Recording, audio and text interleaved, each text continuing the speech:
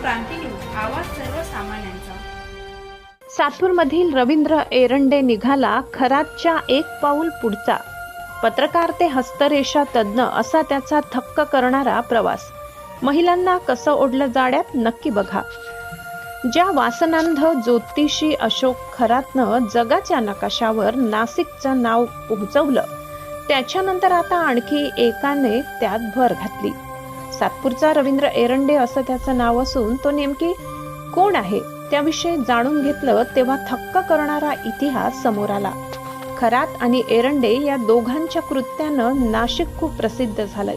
शिवाय नाशिककरांना तोंड दाखवायलाही जागा ठेवली नाही। 10वीला गणितात नापास झालेला खरात चक्क अंकशास्त्रज्ञ बनला, तर पत्रकार म्हणून मिरविणारा रवींद्र एरंडे NGOचा संचालक झाला। काही वर्षापूर्वी पत्रकारिता क्षेत्रात दबदबा असलेल्या 2 प्रतिष्ठित दैनिकांचा पत्रकार म्हणून काम करीत होता, तेव्हा त्यावेळच्या एका नावाजलेल्या संपादकासोबत सातपूरचा परिसर वार्ताहर म्हणून मिरवताना त्याची राजकारण्यांसोबत उठबस वाढली।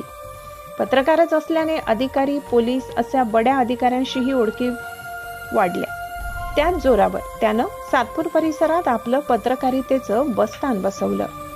सन्मान युग नावाचं साप्ताहिक सुरू करून मानधनावर काम करणारा साधा वार्ताहर थेट संपादक बनला। सन्मान 14 नावाचं इलेक्ट्रॉनिक चॅनल सुरू करून इलेक्ट्रॉनिक युगात पाऊल ठेवलं। तेथूनच सुरू झाला त्याचा डोळे दिपवणारा प्रवास।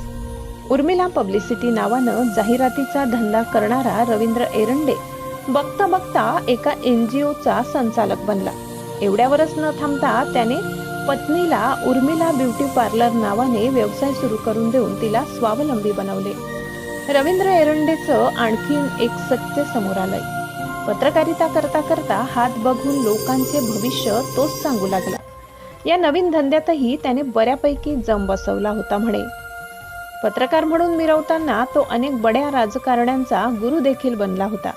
त्याच जोरावर त्याने दिवंगत नगरसेवक अशोक गवळी यांच्या विरोधात नाशिक महानगरपालिकेची अपक्ष निवडणूक लढविली, पण लोकांनी त्याच वेळी त्याला त्याची जागा दाखवली। स्वतःच्या घरी ब्युटी पार्लर असल्याने अनेक गरजू होतकरू तसेच स्वतःच पार्लर सुरू करण्यासाठी महिलांना मदत करू लागला। कधी पत्रकार, कधी हस्तरेषा तज्ञ, तर कधी NGO अशा एक ना अनेक महिलांच्या संपर्कात एरंडे आला। माझ्या खूप मोठ्या ओळखी असल्यानं तुमच्या मुलाला सरकारी नोकरी मिळवून देण्याचं आमिष महिलांना त्यांनी दाखवलं।